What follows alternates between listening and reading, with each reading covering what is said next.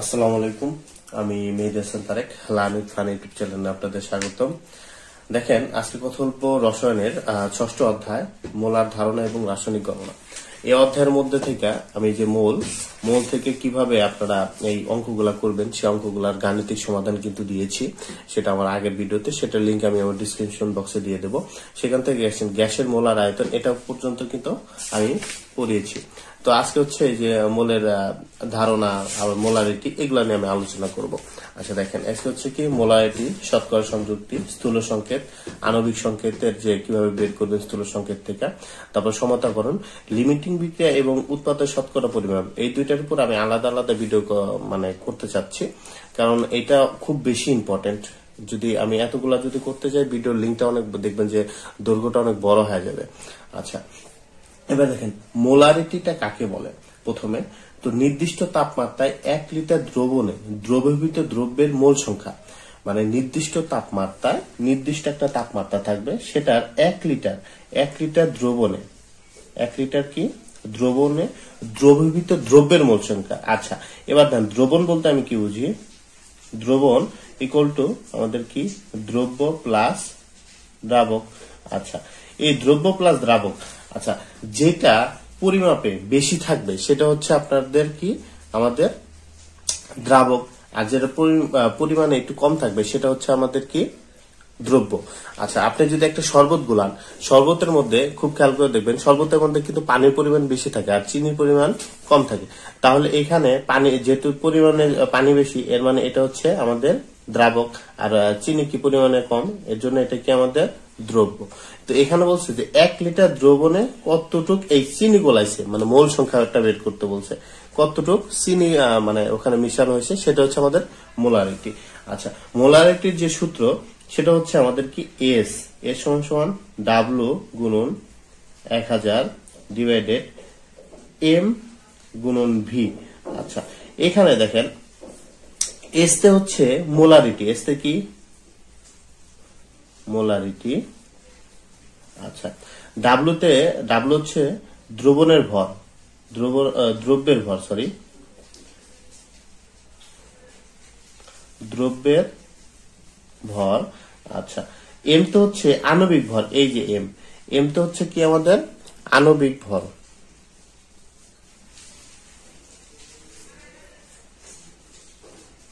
আচ্ছা, আর ভি তো হচ্ছে সবসময় জানেন এটা হচ্ছে আয়তন, আর ভি সবসময় মনে রাখবেন এটা কিন্তু মিলিলিটারে থাকবে, কি থাকবে মিলিলিটারে থাকবে। আচ্ছা, তো এই যে একটা সূত্র দেখেন, এই সূত্র থেকে আমি যদি এখান থেকে অনেক ডাব্লু বের করতে বলে বা আয়তন বের করতে বলে, তো এখান থেকে দেখেন এই সূত্র এবং আরেকটা যে সূত্রটা আছে এইটার সবচেয়ে বেশি প্রয়োগ হয়, সেটা হচ্ছে ডাব্লু সমান সমান এস ভি এম ডিভাইডেড হচ্ছে আমাদের কি 1000। এর মানে কি ডাব্লু যদি আমি এই সাইডে আসি, ওই সাইডে কি হয়ে যাবে, গুণন হয়ে যাবে। এটা ক্যালকুলেশন আপনার পান। তো এই দুইটা সূত্র সবচেয়ে বেশি আপনাদের আসে, এবং এই দুইটা সূত্র দ্বারা অঙ্ক কি হয় সবচেয়ে বেশি হয়। আচ্ছা দেখেন, এবার মোলারিটি যেহেতু আমি সূত্রগুলা, এই দুইটা সূত্র আমি জানলাম, এবার দুইটা সূত্র কিভাবে আমি প্রয়োগটা করব। তো দেখেন, এখানে রাজশাহী বোর্ড 2019 একটা প্রশ্ন আসছিল, একজন শিক্ষক তার শিক্ষার্থীদেরকে পটাশিয়াম কার্বনেট, দেখেন পটাশিয়াম কার্বনেটের সংকেত কি পটাশিয়াম, এই যে, আর কার্বনেট হচ্ছে CO3। পটাশিয়ামকে কে দ্বারা প্রকাশ করা হয়, আর কার্বনেট হচ্ছে CO3। পটাশিয়াম কার্বনেটে ও পাতিত পানি দিয়ে 250 মিলিলিটার ও 0.1 m দ্রবণ তৈরি করতে নির্দেশ দিলেন। আর প্রশ্ন দেখেন, এই যে গ নাম্বার প্রশ্ন বলছে যে প্রস্তুতকৃত দ্রবণটিতে দ্রব্যের পরিমাণ কত, মানে পরিমাণ নির্ণয় করো। দ্রব্যের পরিমাণ, এই যে দ্রব্যের পরিমাণ বা ভর, মানে ডাব্লু চাইছে এখানে, তাহলে আমাদের অবশ্যই 2 নম্বর সূত্র পড়বে।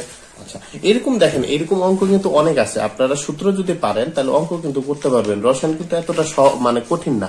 এই যে দেখেন, এইখানে আবার একটা চিত্র দিছে, এবং গ নাম্বার প্রশ্ন বলছে যে যৌগের মোলারিটি নির্ণয় করো, মানে জাস্ট এস চাইছে, এস এর সূত্র যেটা আছে সেটা আপনারা প্রয়োগ করবেন। তো এখানে দেখেন প্রতিটা ক্ষেত্রে এই মোলারিটিটা অনেক ইম্পর্টেন্ট, কিন্তু এই যে এই ক্ষেত্রে দেখেন কুমিল্লা 20-এও এখানে এর মোলারিটি নির্ণয় করতে বলছে, যেটা দেওয়া থাকবে না সেটা বের করবেন, কিভাবে বের করবেন সেটা আমি দেখাই দিচ্ছি। আচ্ছা, তো এখানে আমাদের যে প্রশ্নটা রাজশাহী বোর্ড 2019-এ আমাদের যে প্রশ্নটা করছে একটু দেখেন। তো এখানে আমাদের কি কি পটাশিয়াম কার্বনেট, যেহেতু আমাদের পটাশিয়াম, আমি সমাধান একটা করতে যাচ্ছি। পটাশিয়াম কার্বনেটের দেখেন আমাদের 0.1 ml, তাহলে আমার কি কি দেওয়া আছে আমি সেটা লিখে নেব। তো এখানে দেখেন আমাদের যেহেতু 250 ml দেওয়া আছে, এর মানে কি সেটা ভি মানে আয়তন 250 ml। অবশ্যই কিন্তু সবসময় আয়তনকে মিলিলিটারে রাখবেন, না হলে সেটা বানায় নিতে হবে। আচ্ছা, এখানে দেখেন 0.5 m, তাহলে আমাদের এটা কি দেওয়া আছে, ঘনমাত্রা দেওয়া আছে, যেহেতু এস এর এস দেখেন এই যে 0.1 m, তাহলে এখানে কত 0.1 m। আচ্ছা, এস আমাদের দেওয়া আছে। আচ্ছা, এবার দেখেন আমাদের কি কি দেওয়া নাই, কারণ আমি যখন ডাব্লিউ ইকুয়াল টু কি জানি, এস ভি এম ডিভাইডেড 1000। আচ্ছা, তাহলে এখানে আমাদের এই যে এম মানে আণবিক ভরটা নাই, এখান থেকে আমি আণবিক ভরটা কি করব, বের করে নেব। আপনি এটা পটাশিয়ামের আমি পারমাণবিক সংখ্যা জানি কত, ভর সংখ্যা কত জানি 39 গুণন 2, আর এটা যেহেতু পাশাপাশি আছে তাহলে যোগ, এটা কার্বনের হচ্ছে কত 12, আর এই অক্সিজেন হচ্ছে 16 গুণন 3। তাহলে এটা যদি আমি আপনি ক্যালকুলেশন করেন দেখেন কত আসবে, 39 গুণন 2 12 যোগ 16 গুণন 3, তাহলে 138। এই যে 138 পটাশিয়াম কার্বনেটের কত এম কত মানে আণবিক ভর কত 138। আচ্ছা দেখেন এই এম আর এম কিন্তু একসাথে করে ফেলেন না, এই এমটা মাঝে মাঝে প্রশ্নে আপনাদের দেওয়া থাকে এবং এই এমটাও কিন্তু দেওয়া থাকে। যখন মৌলের এইভাবে দেওয়া থাকবে 0.1 m, এটার মানে হচ্ছে এটা এস চাইছে, এটা হচ্ছে কি এস। আর যদি পটাশিয়াম কার্বনেট এখান থেকে, তাহলে আমাদের কি ওই যে এম পারমাণবিক আণবিক ভরটা বের করে নিতে হবে কিন্তু। আর এইরকম ভাবে দেওয়া থাকলে সেটা মনে করবেন কি এস। আচ্ছা, এবার জাস্ট ক্যালকুলেশন করেন কত হয়, 0.1 ইন্টু 250 গুণন 138 ডিভাইডেড আমাদের কত 1000। এটা যদি ক্যালকুলেশন করেন, ক্যালকুলেশন করলে কত আসবে 3.45 গ্রাম। শেষ। আচ্ছা, একইভাবে দেখেন আপনি যদি এই যে এই চিত্র সমাধানে যান, দেখেন এই চিত্রটা আমি আগে দেখব তথ্যতে আমাদের কি কি দেওয়া আছে। এই চিত্রটা দেখেন দিনাজপুর বোর্ড 2020-এ আমাদের বলছে যে উদ্দীপকের যৌগের মোলারিটিটা নির্ণয় করো। তাহলে উদ্দীপকের যে যৌগটা আছে, এই যে চিত্রটা, এখানে আমার কি কি দেওয়া আছে সেটা আমি আগে লিখে নেব। যে যদি এটার প্রশ্ন সমাধান আমি মনে করেন 2, তো এখানে আমাদের কি কি দেওয়া আছে দেখেন 250 ml, এই জিনিসটা দেওয়া আছে 250 ml, তাহলে এটার মানে কি ভি অবশ্যই 250 ml। আচ্ছা, এর ছোট হাতের হবে, বড় হাতের দিলে সমস্যা নেই। আচ্ছা, এবার দেখেন তারপরে বলছে এই যে যৌগটা আপনারা আগে লেখেন। তো যৌগটা লেখা আপনার এই যৌগটার আণবিক ভর বের করবেন, এর আণবিক ভর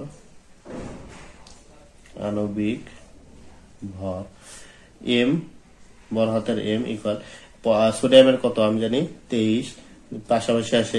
এটা কিভাবে বের করা যায় সেটা আমি দেখাচ্ছি কিভাবে সহজ পদ্ধতিতে বের করা যায়, আণবিক ভর কিভাবে বের করবেন। তো এগুলো আমার সবকিছু দেওয়া আছে ভিডিও ইয়াতে, আর প্লে লিস্টে গেলে আপনারা অটো মানে সবকিছু দেখতে পারবেন। আচ্ছা, এবার দেখেন এখানে হাইড্রোজেনের কত 1, আর কার্বনের কত 12 যোগ অক্সিজেনের 16, যেহেতু নিচে 3 আছে আমি 3 গুণন হয়ে যাবে। এটাকে যদি আপনারা যদি ক্যালকুলেশন করেন তাহলে দেখেন কত হয়, এই যে 23 plus 1 into 23 plus 1 plus 12 plus 16 গুণন 3, তাহলে কত হইতেছে আমাদের 84 না, হ্যাঁ এটা হচ্ছে কত আমাদের 84। তাহলে এই যে এমটা পেলাম কত আমি 84। আচ্ছা, তো এবার আবার প্রশ্ন দেখেন, এবার আমার কি আর কি বলছে দেখেন 24.5 গ্রাম জি দেওয়া আছে, তাহলে এখানে অবশ্যই এটা হবে কি ডাব্লু। তাহলে এটা কত হচ্ছে আমাদের 24.5 গ্রাম। তাহলে আমি যেহেতু আমাদের মোলারিটি চাইছে, যে মোলারিটিটা নির্ণয় করো, মোলারিটি চাইছে, তাহলে আমি মোলারিটি সূত্র কি জানি, আমরা জানি এটা লিখি। তাহলে এস ইকুয়াল টু কি আমি জানি ডাব্লু গুণন 1000 ডিভাইডেড এম গুণন ভি। আচ্ছা, তো এখানে ডাব্লুর মান কত পাইছিলাম আমি, এই যে 24.5 সেটা বসালাম, এই যে গুণন 1000, আর এম এর মান কত 84 আর ভি এর মান কত 250। তারপর ক্যালকুলেশন করলে 1.17 মোল। ঠিক আছে, এইভাবে। আচ্ছা দেখেন এরপর কি শতকরা সংযুক্তি। শতকরা সংযুক্তি সমান আমি কি লিখতে পারি যে মৌলের পারমাণবিক ভর গুণন পরমাণু সংখ্যা। দেখেন আমার একটু জায়গা একটু শর্ট ছিল, এটার সাথে কিন্তু গুণন হচ্ছে আমাদের 100 আর ডিভাইডেড হচ্ছে যৌগের আণবিক ভর। তাহলে শতকরা সংযুক্তি আগে কাকে বলে দেখেন। শতকরা সংযুক্তি হচ্ছে 100 গ্রামের মধ্যে ওই মৌলটা কত গ্রাম আছে। যেহেতু শতকরা মধ্যে আমি 100 বুঝি, এর মানে মনে করেন যে 100 গ্রামের মধ্যে 100% বা 100 গ্রামের মধ্যে কার্বন কতটুকু আছে, হাইড্রোজেন থেকে হাইড্রোজেন কতটুকু আছে, অক্সিজেন যদি থাকে অক্সিজেন কতটুকু আছে। এটা হচ্ছে আমাদের শতকরা সংযুক্তি। তো শতকরা সংযুক্তি আপনাদের এই যে সূত্রটা যৌগের মৌলের হচ্ছে পারমাণবিক। মৌল বলতে কি বোঝায় এবং যৌগ বলতে দেখেন H2O, এটা কিন্তু একটা যৌগ। আর যদি এটাকে আমি এই যে একটা সিঙ্গেল আছে না, এগুলা কিন্তু হচ্ছে মৌল, এটা আপনারা সবাই জানেন। আর এই যে এই টোটালটা আবার কিন্তু একটা অণু, এই টোটালটা কি অণু, কিন্তু এটাকে যদি সিঙ্গেল দেখেন এই যে এখানে 2 আছে, এর মানে 2 হচ্ছে পরমাণু। হ্যাঁ, অক্সিজেনের নিচে কিছু নাই, এর মানে 1 আছে, একটা হচ্ছে এটা কি পরমাণু। এগুলাকে বলে কিন্তু হয় পরমাণু। আচ্ছা, তো এই যে শতকরা সংযুক্তি, এই শতকরা সংযুক্তি আমরা কিভাবে এবার বের করব। তো মনে করেন যদি আমার প্রশ্ন এরকম দেওয়া থাকে H2SO4 এর শতকরা সংযুক্তি বের করো, তাহলে H2SO4 এর শতকরা সংযুক্তি কিভাবে বের করব। দেখেন এখানে H2SO4 এর শতকরা সংযুক্তি বের করার আগে আমাদের আণবিক ভরটা বের করতে হবে। হাইড্রোজেন, এখানে হাইড্রোজেনের পারমাণবিক ভর কত জানি 1। দেখেন এটার নিচে কি আছে, হাইড্রোজেন পরমাণু সংখ্যা কয়টা আছে, এখানে নিচে 2 আছে, তাহলে এটা গুণন হচ্ছে 2। এটা কি বের করে, এটা কিন্তু আমার ওইখানে দেওয়া আছে। এগুলা যদি না পারেন তাহলে কিন্তু এখানে মানে কিছুই পারবেন না। আণবিক ভর কিন্তু বের করতে অবশ্যই আপনাদের জানতে হবে। তো এটার পাশে কি আছে অক্সিজেন, তাহলে পাশাপাশি থাকলে হচ্ছে যোগ, তাহলে সালফারের কত 32 আর অক্সিজেন তার পাশে আছে তাহলে 16, অক্সিজেন নিচে 4টা আছে 4, তাহলে এটাকে যদি ক্যালকুলেশন করেন দেখেন এটা হবে কত 98। তো এবার আমার এই যে সালফুরিক অ্যাসিড মানে H2SO4, এই প্রতিটার ভিতরে আমার প্রতিটা মৌল আলাদা আলাদা আমাদের বের করতে হবে কোনটা কত গ্রাম করে আমাদের 100% এর মধ্যে আছে। তো এটা যদি বের করতে যান আমাদের সূত্র এই যে আমি জানি মৌলের পারমাণবিক, তাহলে এখানে আমাদের কি করতে হবে, তাহলে হাইড্রোজেনের শতকরা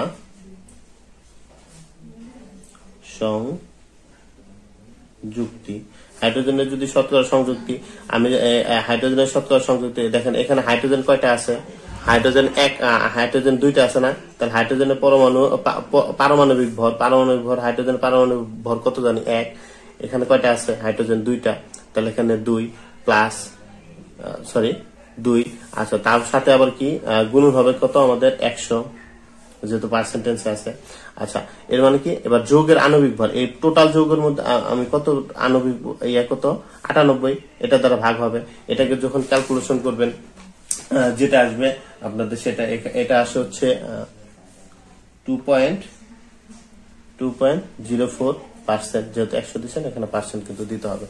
আচ্ছা আবার দেখেন এবার সালফারের শতকরা সংযুক্তি, সালফার এখানে কয়টা আছে, একটা, তাহলে কত হবে সালফারের আমি পারমাণবিক ভর কত জানি, সালফারের পারমাণবিক ভর জানি 32, কিন্তু সালফার যেহেতু এখানে একটা আছে 1 লিখলেও চলে না লিখলেও চলে 1 গুণন, আবার দেখেন এটার কত 100 দিতে হবে আর ডিভাইডেড এটার পারমাণবিক যৌগের আণবিক ভর, টোটাল যৌগের আণবিক ভর কত 98। এটাকে যদি ক্যালকুলেশন করেন দেখেন এটাকে ক্যালকুলেশন বার হলে হয় হচ্ছে 32.65%।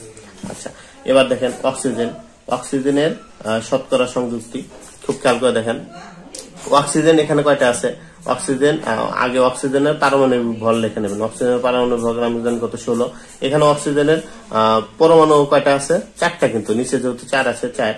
আচ্ছা এরপরে কত 100 ডিভাইডেড হচ্ছে মোট যৌগের হচ্ছে আণবিক ভর কত 98।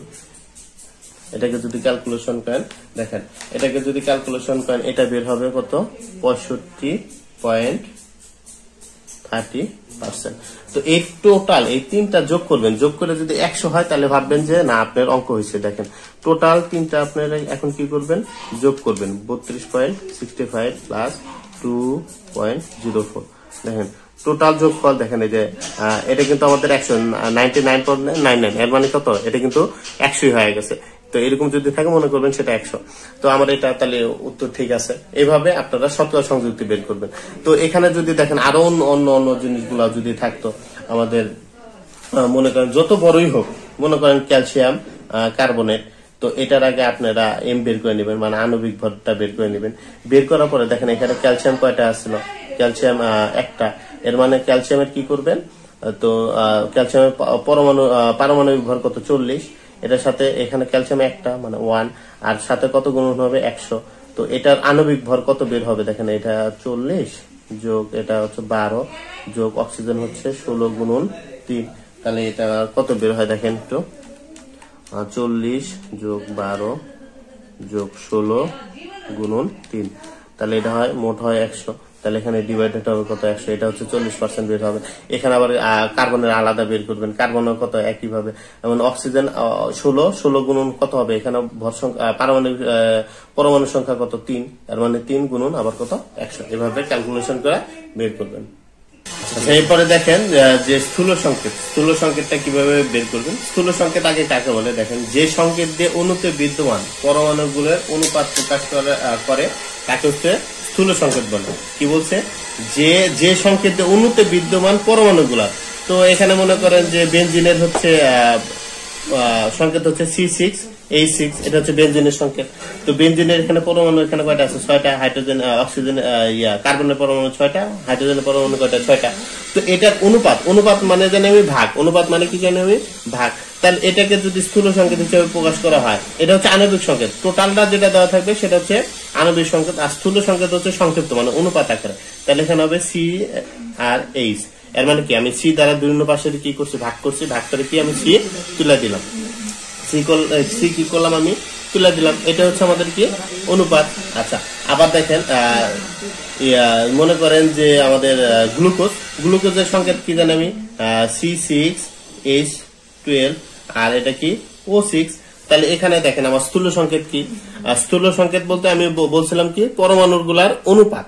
এখানে দেখেন কত দ্বারা ভাগ করলে এটা আমাদের সর্বোচ্চ কত দ্বারা ভাগ করতে আমাদের মিলতেছে, দেখেন এটার অনুপাত কিন্তু যে 1:1 দেখেন এখানে আমি দেখেন 6 দ্বারা যদি ভাগ করি, এখানে C2 আর ও থাকতেছে না, 6 দ্বারা যদি ভাগ করি 6 মানে 6 দ্বারা যদি কাটাকাটি হয়ে যায়, তাহলে দেখেন এটা স্থূল সংকেত, এটা কি আমাদের স্থূল সংকেত, আর এটার অনুপাত কি আকারে আসতেছে 1:2:1, এটা হচ্ছে আমাদের স্থূল সংকেত, এটা কি আমাদের স্থূল সংকেত।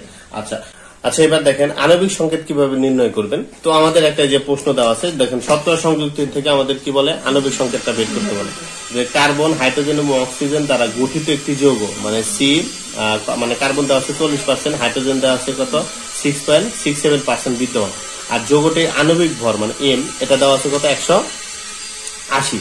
তো এইখান থেকে দেখেন কার্বন এবং হাইড্রোজেন আমাদের দেওয়া আছে, কিন্তু অক্সিজেন কিন্তু দেওয়া নেই, তাহলে আমাদের অক্সিজেন কি করতে হবে বের করে নিতে হবে। এখান থেকে দেখেন আমাদের প্রশ্ন বলছে যৌগটির আণবিক সংকেত নির্ণয় করো, তাহলে যৌগটির কি আমাদের আণবিক সংকেত নির্ণয় করতে বলছে।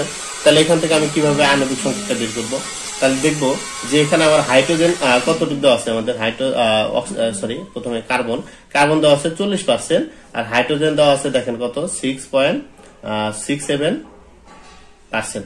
এটা এইটা দুইটা যোগ করলে ভুলেও কিন্তু আমাদের 100 হচ্ছে না, তাহলে এই দুইটা আগে আপনাদের কি করে নেবেন, যোগ করে নেবেন। তাহলে 40 যোগ 6.67, তাহলে কত আসতেছে আমাদের 46.67%। তাহলে এখান থেকে যেহেতু আমাদের পার্সেন্ট মানে 100 থেকে এই যে এটা বাদ দিবেন 46.67 বাদ দেন, যেটা হবে সেটা হচ্ছে আমাদের কি অক্সিজেনের পরিমাণ। তাহলে এখানে দেখেন অক্সিজেনের কি লিখবেন, অক্সিজেনের পরিমাণ কতটুকু আছে, অক্সিজেনের পরিমাণ কত 100 বিয়োগ কত 46.67%। তাহলে এখানে আমাদের দেখেন কতটুকু আছে 53 এত পার্সেন্ট অক্সিজেন আমাদের আছে। আচ্ছা, তো এটা বের করলেন, তো এখানে এটা বের করার পরে তার লিখবেন কি শতকরা সংযুক্তিকে তার নিজ নিজ পারমাণবিক ভর দ্বারা ভাগ করে পায়, শতকরা সংযুক্তিকে তার নিজ নিজ পারমাণবিক ভর দ্বারা ভাগ করে পায়। দেখেন এখানে প্রশ্নে যে অক্সিজেন দেওয়া থাকবে না, প্রতিটা প্রশ্নে কিন্তু এরকম না, অনেক প্রশ্নে কিন্তু দেওয়া থাকবে, অনেক প্রশ্নে যদি দেওয়া না থাকে তাহলে দুইটা যোগ করে দেখবেন যে 100 হয় কিনা। যদি 100 হয় তাহলে প্রতিটা মৌল এটার মধ্যে উপস্থিত আছে। আর যদি 100 না হয় তাহলে কি করবেন, ওই যে 2টা বা 3টা যোগ করে 100 থেকে বাদ দিবেন, যেটা হবে সেটা হচ্ছে ওই যে অন্য মৌল। ঠিক আছে, মানে কার্বন আমার কত পার্সেন্ট দেওয়া আছে 40, তাহলে এখানে দেখেন এই যে 40, আর কার্বনের পারমাণবিক ভর কত, কার্বনের পারমাণবিক ভর কত 12, তাহলে এখানে দেখেন 40কে যদি আপনি 12 দ্বারা ভাগ করেন, 40 ভাগ 12, তাহলে কত হয় দেখেন 3.33। আচ্ছা, তারপরে কি করবেন, এটা বল কি হাইড্রোজেন আছে, হাইড্রোজেন কি করবেন 6.67, আর হাইড্রোজেনের এখানে আমাদের পারমাণবিক ভর কত 1 আমি জানি, তাহলে এটাকে যদি আমি ভাগ করি তাহলে এটাই হবে। আচ্ছা, এবার দেখেন অক্সিজেন কত আছে, ও এটা কত 53.33, আর এটার পারমাণবিক ভর কত, এটার পারমাণবিক ভর দেখেন, এটার পারমাণবিক ভর অক্সিজেনের কত 16, তাহলে 53.33 ভাগ কত আমাদের 16, এটা কত হয় দেখেন 3 পয়েন্ট, এটাও কত 3 পয়েন্টের পরে যে কোনো দুইটা সংখ্যা নিলে আমাদের হয়ে যায়। আচ্ছা, তো এটা লেখার পরে এবার কি লিখবেন জানেন, ভাগফলগুলোর মধ্যে দেখেন, ভাগফলগুলোর মধ্যে সবচেয়ে ছোট কোনটা, এই যে এটা, আর এটা কিন্তু সেম যে কোনো একটা, এটাই তো আমাদের ছোট, তাহলে এই ভাগফলগুলোর মধ্যে সবচেয়ে ক্ষুদ্রতম সংখ্যাটি নেবেন, নিয়ে আবার ওই ভাগফলগুলোকে আবার ভাগ করবেন। তাহলে কি লিখবেন যে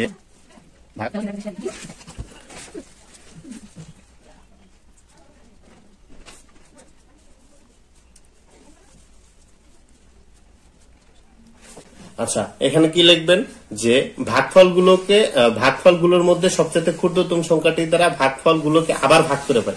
তো ভাগফলগুলোর মধ্যে সবচেয়ে ক্ষুদ্রতম সংখ্যা কোনটা, আমাদের 3.33, দুইটা যেহেতু সেম যে কোনো একটা নিলে হবে। এই ভাগফলগুলোকে আবার আমি এই ক্ষুদ্রতম, যেহেতু যে এই যেটা এই ক্ষুদ্রতম সংখ্যা দ্বারা আবার কি করব, আমি ভাগ করব। তাহলে এখানে কি আমাদের হাইড্রোজেন কার্বন আগে, তাহলে কার্বন আমাদের কত 3.33 বেরিয়েছিল, এটাকে ভাগ করব কি, এটাও এই 3.33 দ্বারা, এটাকে যদি ভাগ করে এটা কত হবে 1। তারপর কি আমাদের হাইড্রোজেনের আমাদের কত বের হয়েছিল দেখেন 6.673, তাহলে আমাদের হাইড্রোজেন কত 6.673, আর আমরা ভাগ করবো কত দ্বারা 3.33 দ্বারা, যেহেতু সবচেয়ে ক্ষুদ্রতম ভাগ সংখ্যা দ্বারা আমাদের ভাগ করতে হবে। আচ্ছা, এটাকে যদি দেখেন ভাগ করেন তাহলে কত হয় 6.67 ভাগ হচ্ছে 3.33, দেখেন এটা 2 পয়েন্ট আসে, 2.000 সামথিং, যাই হোক 2 নেবেন সরাসরি। আচ্ছা, এবার দেখেন অক্সিজেন কত আমাদের, অক্সিজেন কত 3.33 ভাগ হচ্ছে 3.33, এটা কত হবে 1 হবে। আচ্ছা, তো এরপরে এখন কি করবেন, এই যে এইটা তাহলে অনুপাত আমি কি পেলাম, তাহলে হচ্ছে কি লিখবেন কার্বন, হাইড্রোজেন ও অক্সিজেনের অনুপাত কত পেলাম আমি 1:2:1, তাহলে এটা স্থূল সংকেত, এটা কি স্থূল সংকেত কি হবে, স্থূল সংকেত আমাদের কত CH2O।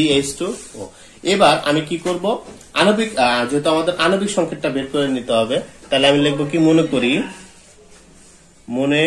করি এই যে CH2O, দেখেন এটাকে N, এবং এটার আণবিক ভর আমাদের কত দেওয়া ছিল প্রশ্নে, দেখেন এই যে প্রশ্নে আমাদের কত দেওয়া ছিল, এই যোগটার আণবিক ভর 180 দেওয়া ছিল না, এই যে 180, তাহলে এটাকে যেহেতু আমাদের আণবিক ভর বের করে নিতে হবে, এটা ইকুয়াল টু কত আমাদের 180।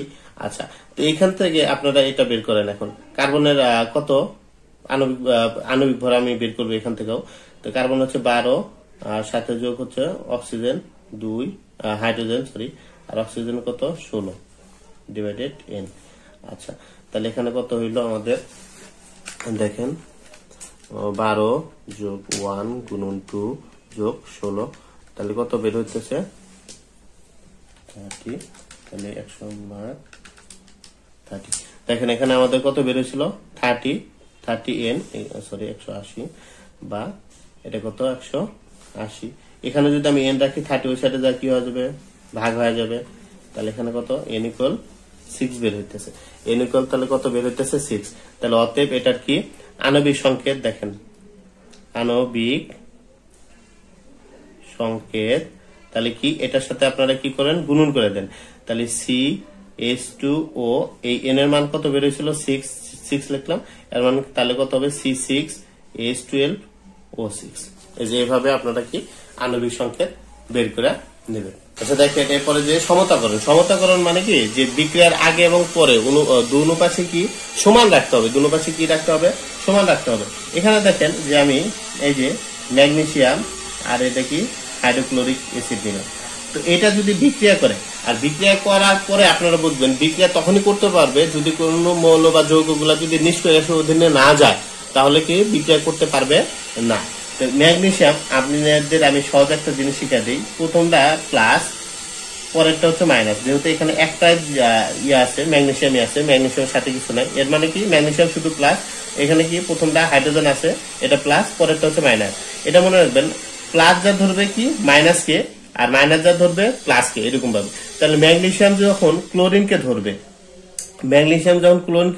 তাহলে ম্যাগনেসিয়াম ক্লোরাইড তৈরি করবে। কেন এখানে ম্যাগনেসিয়াম এখানে ক্লোরিন দুইটা হলো, দেখেন ম্যাগনেসিয়ামের পারমাণবিক সংখ্যা কত 12, এর মানে সে দুইটা ত্যাগ করে, আর দুইটা ক্লোরিন দুইটা গ্রহণ করে। এটা পঞ্চম অধ্যায়ে যে আমি আপনাদের দেখাই দিছি, সেটা আপনারা আমার প্লে লিস্টে গেলে বুঝতে পারবেন কেন এখানে ম্যাগনেসিয়াম ক্লোরাইড হলো। আর এখানে দেখেন হাইড্রোজেন একটা আছে, আমি হাইড্রোজেন একটা লিখতে পারবো না, কারণ হাইড্রোজেন একটা লিখলে সে নিষ্ক্রিয় গ্যাসের অধীনে যায় না। আমি হাইড্রোজেনের আশেপাশে নিষ্ক্রিয় গ্যাস কি জানি, হিলিয়াম। তাহলে হিলিয়ামের যাইতে হলে হাইড্রোজেনের কি 2 লাগবে, তখন হাইড্রোজেন নিজের সাথে ইলেকট্রন শেয়ারিং এর মাধ্যমে হাইড্রোজেন দুইটা তৈরি করবে। কিন্তু দেখেন এখানে ম্যাগনেসিয়াম ছিল একটা, হাইড্রোজেন ছিল একটা, ক্লোরিন ছিল একটা, কিন্তু এখানে দেখেন ম্যাগনেসিয়াম একটা কিন্তু ক্লোরিন কয়টা, দুইটা, আবার হাইড্রোজেনও কয়টা, দুইটা। আমার হইলো এটা বিক্রিয়া না। এখন এটাকে এখন আমার উভয় পাশে কি করতে হবে, সমান করতে হবে। উভয় পাশে সমান করতে হলে দেখেন এখানে যদি আমি 2 দেই, মানে 2 দ্বারা যদি গুণন করি, তাহলে দেখেন এটা উভয় পাশে আমার কি হলো, এবার সমান হয়ে গেল। দেখেন হাইড্রোজেন আমাদের দুইটা, ক্লোরিন আমাদের কয়টা হলো, দুইটা, মানে 2 1 2, আর এখানে কত 2 1 2। তো এইভাবে আপনাদের সমতাকরণ করতে হবে। আর একটা দেখেন এই যে সোডিয়াম কার্বনেট, এটার সাথে যদি হাইড্রোক্লোরিক অ্যাসিড আমি মিশাই, তাহলে এখানে কি হবে sodium chloride plus carbon dioxide plus H2O। আচ্ছা এটা আমি কিভাবে করলাম, দেখেন এটা প্রথমটা প্লাস। আচ্ছা এটা কি আকার আছে, যৌগমূলক আকারে যদি থাকে সেটাকে টোটাল ধরতে হবে, সেটা এটা প্লাস আর এটা কি মাইনাস। এটা দেন সিঙ্গেল মৌলগুলা যদি থাকে তাহলে প্লাস একটা মাইনাস, আর কিন্তু এটা কিন্তু টোটালটা যৌগমূলক আছে। আবার এই যে SO4 তারপরে NO3 এগুলা কিন্তু টোটালটা ধরতে হবে, টোটালটা ধরতে হবে। আচ্ছা তাহলে আমি জানি প্লাস যা মাইনাসে ধরবে, এই যে প্লাস যা মাইনাসে ধরবে, আর মাইনাস যা কি করবে প্লাসে ধরবে, তাহলে এটা এটাকে আকর্ষণ করবে। এবার দেখেন সোডিয়াম আর এখানে কি আছে আমাদের ক্লোরিন, তাহলে সোডিয়াম দেখেন সোডিয়ামের কত 11 আর ক্লোরিনের কত 17। তো সে যদি একটা ত্যাগ করে আর সে একটা গ্রহণ করলে এখানে এর জন্য দুনো পাশে মনে মনে নিচে কি আছে, এক আছে, এর জন্য আমাদের কিছু দিতে হবে না। আচ্ছা তারপরে একটা জিনিস মনে রাখবেন, বিক্রিয়াতে যদি অক্সিজেন এবং হাইড্রোজেন উপস্থিত থাকে তাহলে মনে করবেন সে শিওর ভাবে এই মোরা যা পানি তৈরি করবে, সে শিওর ভাবে এই সাইডে যা কি করবে, পানি তৈরি করবে। পানি তৈরি করার পরেও দেখেন এখানে হাইড্রোজেন আমাদের দুইটা আমি দিলাম, তো পানি তৈরি করার পরে দেখেন আরো কিছু মানে বেঁচে আছে না, এখন অক্সিজেন আর এখানে পানি তৈরি করার জন্য অক্সিজেন সে একটা নিয়ে নিল, তাহলে এখানে আর কয়টা থাকলো, 3টা ছিল, একটা নিয়ে নিচ্ছে, তাহলে আর 2টা থাকলো না, তাহলে এখানে কি CO2 হইলো। আচ্ছা এরপরে এখন আমি সমতাকরণের করার চেষ্টা করবো। এবার দেখেন সমতাকরণ করতে হলে এখানে দেখতেছেন যে সোডিয়াম কয়টা আসলো, 2টা, এখানে যা করলো কয়টা হয়েছে, একটা। এখানে আবার দেখেন অক্সিজেন 3টা ছিল, এমোরা হয়ে গেছে 2টা, এমোরা 3টা, অক্সিজেন মিলছে। হাইড্রোজেন কয়টা আসলো, এই এমোরা দেখেন 2টা, এমোরা আছে কয়টা, একটা, তাহলে এটা আমাদের কি মিললো না। তো এবার আমি দেখব যে কোন একটা প্রথমে আগে মিলান। তো এখানে যদি আমি দেখেন 2 দ্বারা গুণন করি, তো হাইড্রোজেন কয়টা, 2টা, ক্লোরিন কয়টা, 2টা। তো এখানে খুব খেয়াল করে দেখেন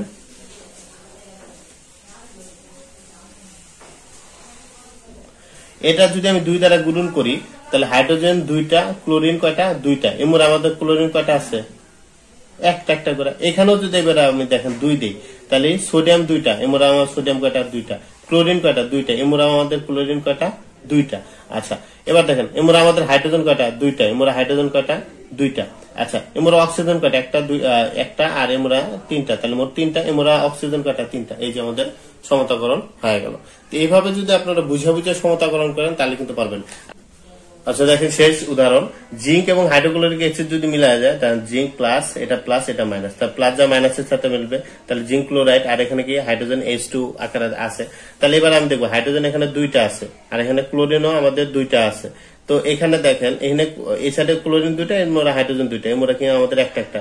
তাহলে জাস্ট সিম্পল এটাই সামনে যদি আমি 2 দ্বারা গুণন করে দিই তাহলে দেখেন উভয় পক্ষে আমাদের মিলে গেছে। তাহলে এইটাই হচ্ছে আমাদের কি সমতাকরণ। তো এভাবেই সমতাকরণ করতে হয়, দুনো পাশে আমাদের পরমাণু অণুর দুইটার সংখ্যা সমান রাখতে হবে। তো আশা করি বুঝতে পারছেন। আজকে এই পর্যন্তই। পরবর্তী ভিডিওতে আমি যে লিমিটিং বিক্রিয়া এবং উৎপাদের হিসাব সেটা আমি বুঝাই দেবো। সে পর্যন্ত ভালো থাকুন, সুস্থ থাকুন। আসসালামু আলাইকুম।